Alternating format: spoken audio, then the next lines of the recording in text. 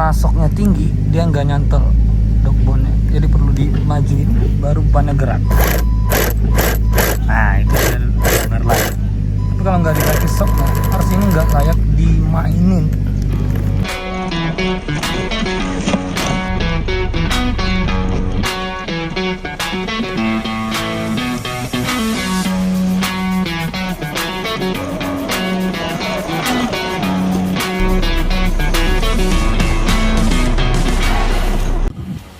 Halo Om, jumpa lagi. Di hadapan kita udah ada RC HBZP 1007 atau HBZP series 1/10. Simak review lengkapnya karena RC ini banyak ngeprank para newbie atau para pemula yang mau main RC. Apakah RC ini recommended dibeli atau tidak karena harganya 1 juta dan klaimnya 1/10. Oke Om, stay tune. Oke, sebelum kita review elektronikalnya Om, kita tes dulu dia off-road tipis-tipis. Bisa dilihat, ya soknya itu kita ganti yang ke lebih lembut. Itu sebagai bentuk sarkasme kita terhadap kerasnya sok HBZP itu. Kalau torsi bisa dilihat Om, dia tidak terlalu bagus karena sistematika gearboxnya juga agak aneh dibanding RC 1/10 lainnya. Bisa dilihat, ini tanpa saya kurangi kecepatan dari videonya, jadi mobilnya tidak terlalu smooth ketika tidak terlalu smooth dan tidak terlalu dia tidak terlalu berat, masih kelihatan ringkih begitu. Dan untuk servo ya nanti kita bahas di video dalam mobilnya. Oke, bisa dilihat di video ini Om, itu ban depannya tidak bergerak, itu bukan fiturnya Om ya, tapi karena dogboardnya atau kopel dari RC ini itu tidak masuk sepenuhnya ke gardan depan, jadinya ban depannya tidak bergerak. Karena gardannya ketika kita ganti sok itu gardannya geol-geol. Oke, bisa dilihat secara estetika memang mobil ini menggiurkan untuk dibeli ya, karena dengan bodi FJ Cruiser, sedangkan tipe-tipe yang lain itu dengan bodi Land Rover ditawarkan dengan harga 1 jutaan, itu sangat menggiurkan untuk pemula. Tetapi pemula seperti kita-kita ini akan sangat kerepotan untuk memainkan dan merawat RC ini. Jadi sekarang mari kita lihat mengapa RC ini tidak kita rekomendasikan untuk pemula walaupun harganya 1 jutaan. Ini dia full speednya Om.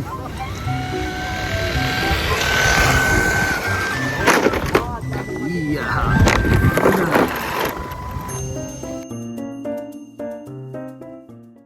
Oke Om, kita udah coba dia di off-road tipis-tipis.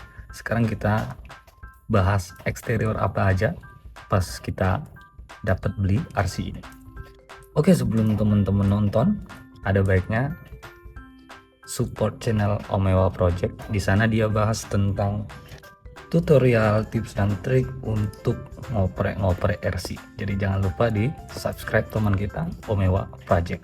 Oke, kita lanjut ke eksterior. Yang pertama, body dia Lexan. RC ini full Lexan, jadi dia nggak punya interior. Bisa teman-teman perhatiin. Untuk di fender dia pakai baut, fendernya pakai baut. Ini bahan Lexannya Om bisa lihat. Bumper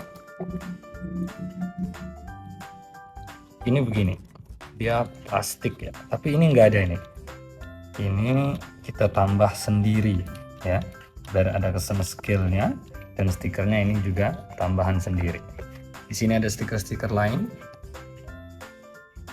ini stiker ya, ini bukan dalam bentuk eksterior. Wipernya pun itu stiker ya. Untuk spion dia nggak flip, spionnya itu langsung, jadi sulit untuk pasti hilang ini.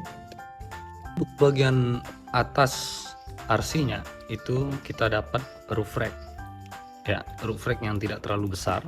Kalau box-box ini cuman aksesoris dari kita, jadi kalau di pembelian dia cuma dapat aksesoris dalam bentuk roof rack ini. Dan iya, kita juga dapat ban serep. Nah, untuk informasi teman-teman, ban serep dari RC ini sebenarnya ini. Kalau ini udah kita ganti ya, ini udah kita ganti ke bedlock. Nah, ban ini sangat tidak ada grip dan dia bedlock sih, bedlock plastik, tapi pakai baut bintang. Ya, minus dari RC ini, minusnya adalah RC-nya semuanya pakai baut bintang gitu. Oke, interior begini aja. Bumper belakang dia begini. Ini kita tambah juga actionnya. Sekarang kita ke bagian yang agak enggak, yaitu gardan. Bisa dilihat Om. Nah, gardannya itu goyang ketika kita ganti shock, karena dia harus pakai dudukan shocknya juga aneh. Nanti kita bahas itu ketika kita bahas elektronikal. Jadi RC ini scale, ya cukup scale, pretty good. Tapi secara teknis RC ini banyak masalahnya.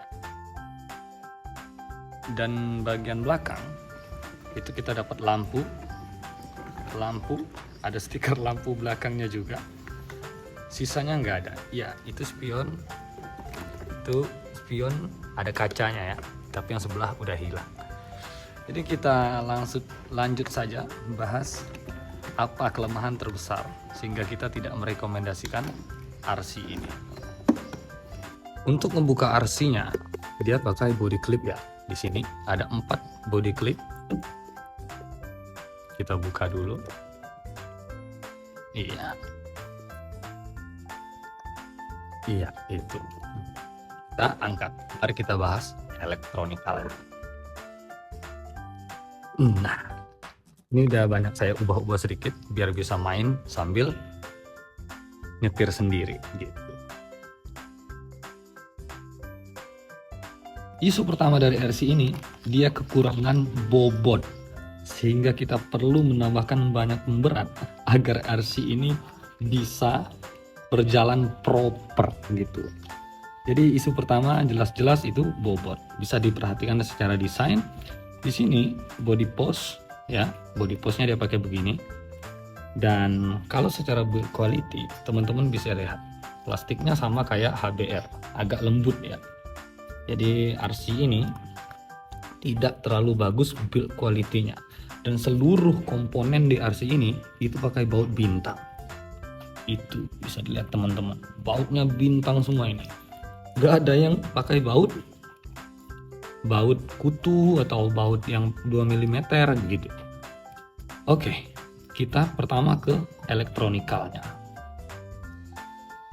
Komponen yang agak misleading di sini, ya itu adalah ESC-nya. Saya nggak tahu ESC-nya ini berapa ampere dengan spesifikasi seperti apa. Tapi ini klaimnya IPX 4 atau cuman splash water ya. Jadi dia ndak waterproof. Kelemahan ESC ini, jadi servonya itu pakai colokan yang begini. Jadi ketika servonya kita rungkat, itu mau tidak mau kita mengganti ESC gitu. Jadi mengapa RC ini sangat tidak disarankan untuk pemula? Karena ketika kita rusak servo, kita harus ganti seluruh komponennya. Karena kepala servonya itu begini. Sebentar, saya bawakan dulu servo lamanya. Nah, ini servo bawaannya. Tidak jelas juga spesifikasinya seperti apa. Ya, ini kepala servonya. Dia berbeda dengan kepala servo pada umumnya. Biasanya kan begini kepala servonya. Ya, kita pakai yang begini. Oke, itu servonya. ESC, ya kita nggak tahu ini ESC, cuman mereka yang tahu ini spesifikasinya apa. Dan throttle-nya sangat tidak enak.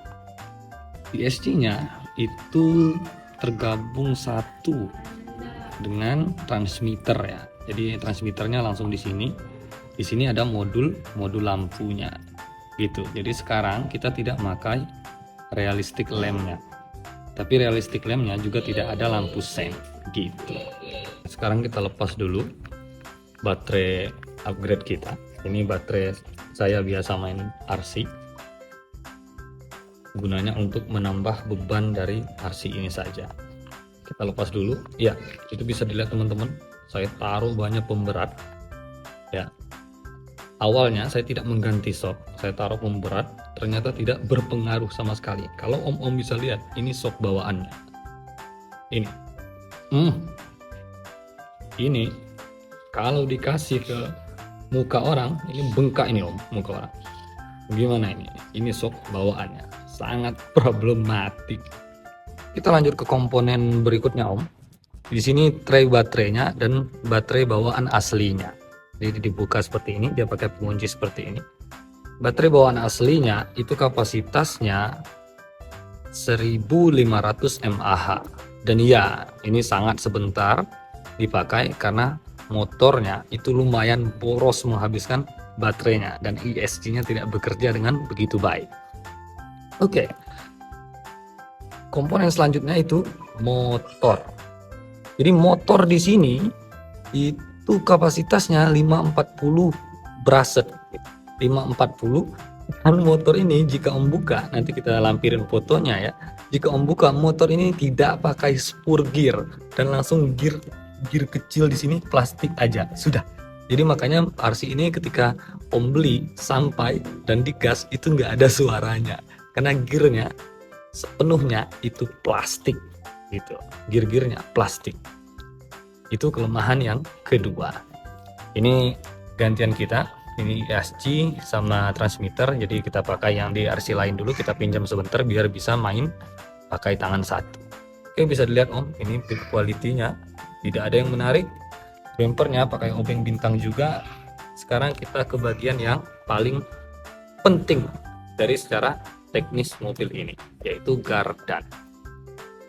Oke, sebelum kita ke gardan depan, ini om bisa lihat velgnya. Nanti kita buka ini. Dudukan velgnya itu beda dengan RC 1/10 lainnya. Dan velgnya itu pakai baut bintang juga. Sebentar, kita buka dulu RC-nya. Velgnya udah kita cabut om. Om bisa lihat di sini. Nah, ini hex-nya, dia cuma nempel di sini aja.